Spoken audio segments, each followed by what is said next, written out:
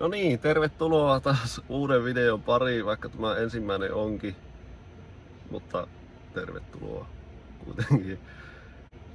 Joo, Teslan kanssa tuli ongelmia ja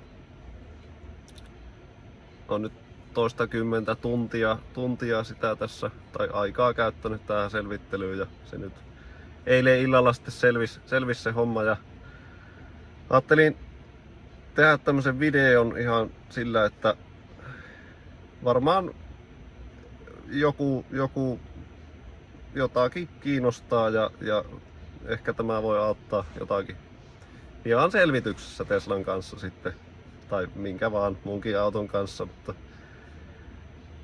eri toteen tämmöisen 2019 vuosimallin Model 3 kanssa.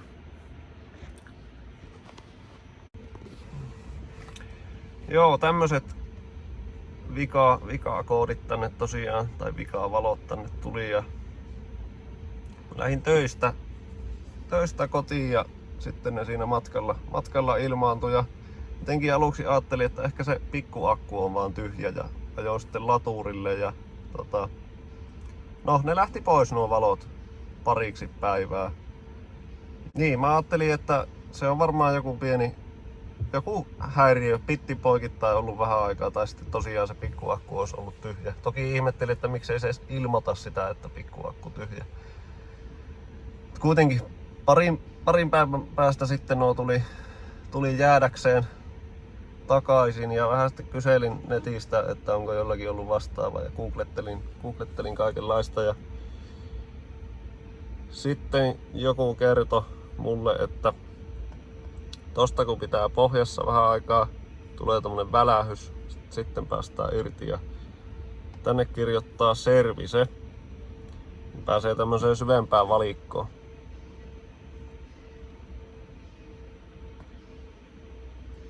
Ja täällä tosiaan on,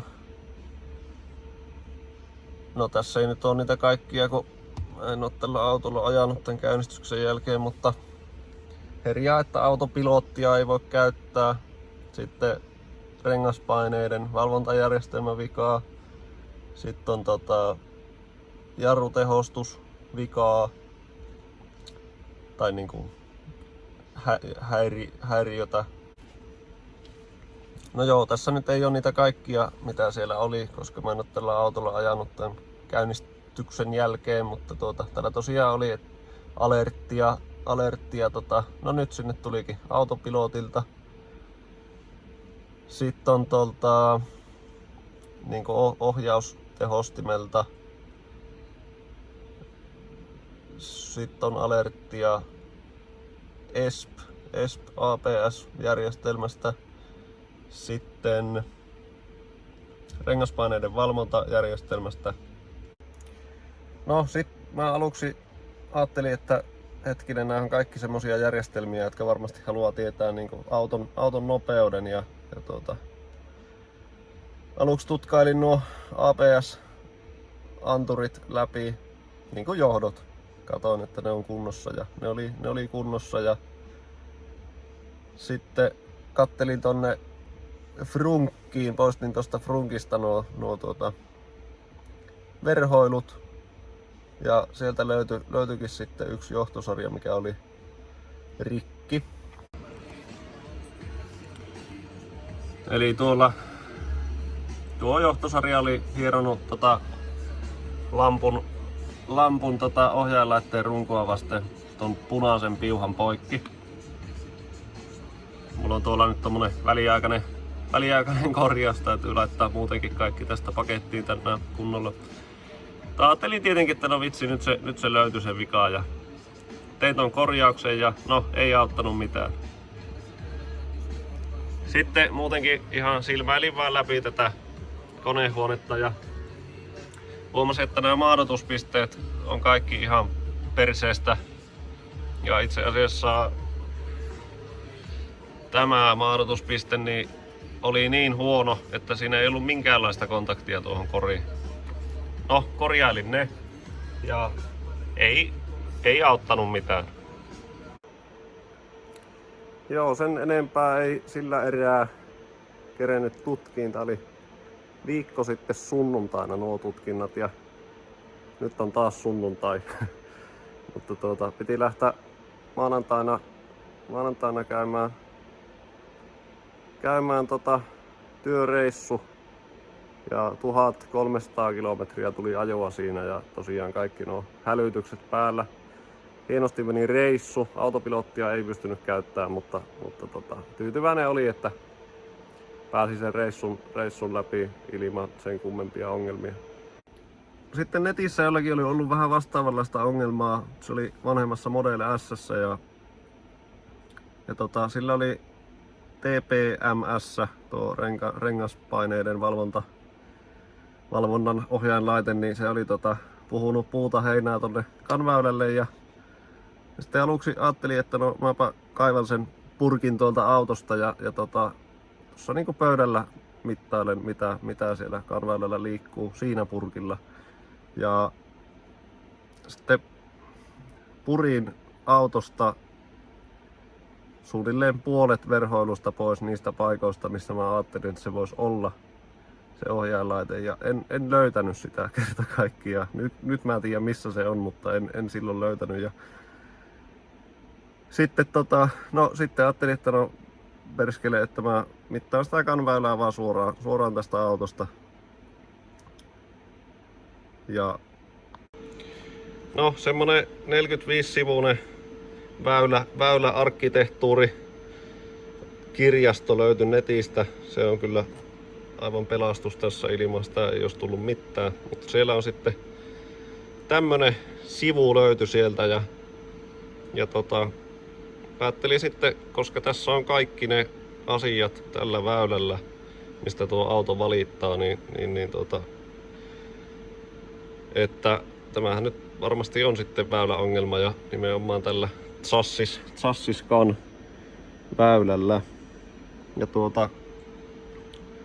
no mulla oli jo kaikki verhoilut aivan levällään tuosta autosta, niin oli suht helppo löytää sieltä sitten kohta mihin liittyä ja alkaa mittailee. Ja no nyt tässä videolla tuo mistä mä mittaan, niin se on tämä liitin tässä. Alun perin mä mittasin tuolta, mutta eipä sillä nyt videon kannalta ole oikeastaan merkitystä. Joo, tässä nyt skooppi on tällä hetkellä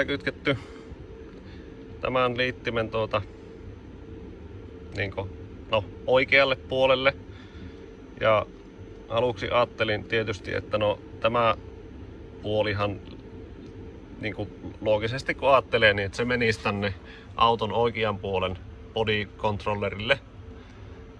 Ja siitä sitten mentiinkin sen tutkinnan kanssa tai sen ajatuksen kanssa melko monta tuntia päin seinää, koska asiahan ei ole niin, vaan tämä oikea puoli tässä lähteekin tästä tonne penkkien alle ja kulkee tuonne auton vasemman puolen body controllerille, eli se on se VC left, mitä tuo Teslan ruutu sanoo. Ja sitten tää vasen puoli, mikä näyttää, että no tää varmaan lähtisi tuonne auton toiselle puolelle, niin tää lähteekin sitten, se tekee koukkauksen tuossa ja lähtee tänne auton oikean puolen body controllerille, eli VC rightille. Tässä nyt tosiaan sitten mitataan sitä VC leftin puoleista kanväylää. Eli tässä kaaviossa, kun täällä alempana on body controller right, eli vänkärin puole, ja täällä on sitten left. Ja tämä pätkä tätä väylää yhdistää ne, niin me nyt mitataan tämän liittimen tuolta puolelta. Ja sehän tosiaan näyttää tältä, eli ei ollenkaan siltä, miltä kanväylän pitäisi näyttää. Eli nuo pitäisi olla semmoista terävää kanttiaaltoa, niin selkeän näköistä koko ajan, mutta tää on niin ihan mitä sattuu. Nyt sitten vaihoin nuo mittapäät niin, että mitataankin tuosta liittimestä tonne päin. Eli kohti tuota right body controlleria. Niin väylä näyttää tältä. Eli tää puoli on tää on ihan hyvän näköistä. Mä sitten mittasin täältä hyvän näköiseltä puolelta, että paljonko täällä on resistanssi, ja se oli 120 ohmia. Ja sitten mä tuijottelin tätä sähkökaaviota, ja täällä on nyt left hand drive ja right hand drive, niin ei välitetä siitä. Tätä ei oo olemassa tässä. Katselin, että joo, että tuolla nyt tämä T todennäköisesti tarkoittaa päätevastusta. Ja kun me mitattiin tästä tänne laitteelle, niin halusin varmistaa, että kun auto on sammuksissa, kaikki virrat pois, iso akku irti ja pikku akku irti, niin silloinkin tämä väylä on tämän purkin läpi yhteydessä sinne päätevastukselle. Ja sitten tosiaan mittasin tuosta ja otin tämän liittimen irti, ja silloin tämä vastus meni sitten johonkin miljooniin ohmeihin. Eli kyllä näin on, että väylä kulkee täällä purkin läpi, vaikka auto olisi sammuksissa. No, sitten mittasin tänne toiseen suuntaan, eli täältä lähdin mittailemaan, ja tosiaan liitin irrotettuna. Ja tää näytti jotakin aivan olisiko ollut joku 20, mitä, valtavasti kuitenkin. Ja sitten mulla oli tuo mittaus tossa päällä. Sitten mä kävin laittamaan tänne, otin tän TPMS:n liittimen pois, laitoin tänne väylään 100 ohmin vastuksen ja katoin, että muuttuuko täältä resistanssi. Ja se muuttui. Siitä pystyi sitten toteamaan, että tämä osuus on kunnossa. Myöskin sitten tämä koko alempi osuus on kunnossa. Ja kävin ottaan pois tämän vastuksen täältä. Edelleen mittasin tätä yleismittarilla sen liittimen sitä leftipuolta. Kävin laittaa tänne Espille taas liittimeen vastuksen, 100 ohmin vastuksen, ja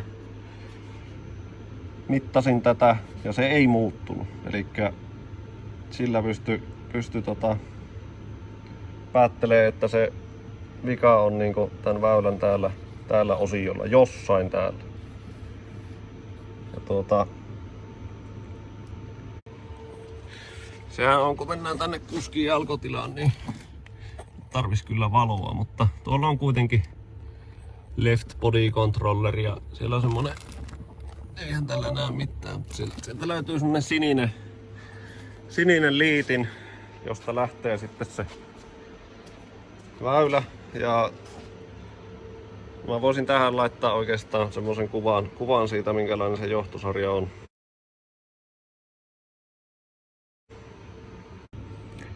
No, takas kuvan pariin, niin täältä mä sitten sutataanpas yli taas RHD, eli tuota ei ole olemassa. Eikä tuota. Sitten no mulla oli jo tää Espi-purkin liiti irti. Sitten mä etin tän ohjaustehos, no miksi sitä nyt sanois, epassi, rajetangon, ei vaan hammastangon väyläliittimen etiin, ja sitten tän iBoosterin liittimen. Ja mittailin niistä sitten, ihan vaan piipparilla mittailin, että onko siellä väylässä yhteys ristiin rastiin ja kyllä siellä oli yhteydet eli johot oli kunnossa. Ja siitähän päästiin siihen sitten, että se vika on tällä välillä.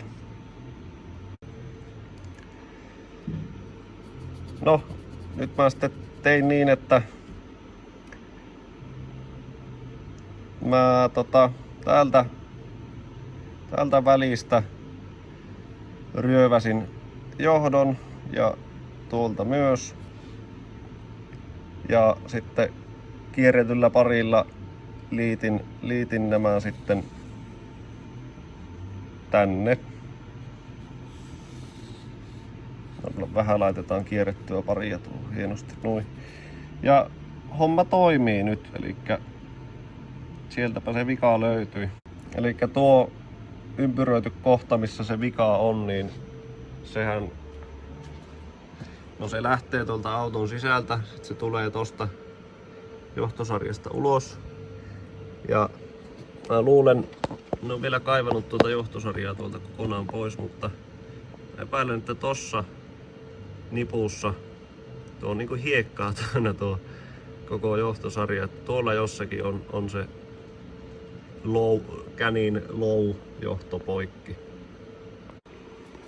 Tässä on nyt tää hieno väliaikainen korjaustestisetuppi, niin mulla oli äsken, kun näytin sitä skoopin kuvaa, niin juurikin tässä menee nyt se CAN-väylän low puoli, niin tää johto oli irti, että mä pystyin näyttämään, että miltä ne viat näytti, ja nyt panin sen takas kiinni. Ja tosiaan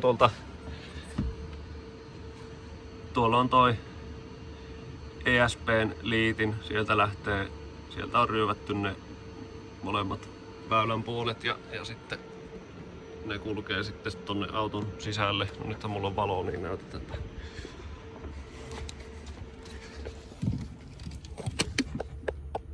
Tonne liittimen lähelle kulkee nuo johot. No niin, nyt meillä on mittaus taas siitä väliliittimestä tonne left body controllerille päin. Elikkä juurikin sinne päin, missä se vika oli. Ja se signaali siellä kanilla näytti aivan puuta heinää. Nyt johdot paikallaan, se näyttää tältä, eli ihan kohtuu hyvältä. Vika löytyy. Eilen oli kovat hurraa-huudot ja vielä pitäisi jaksaa korjata kunnolla nuo ja lyödä auton verhoilut pakettiin. Toivottavasti tästä on apua jollekin.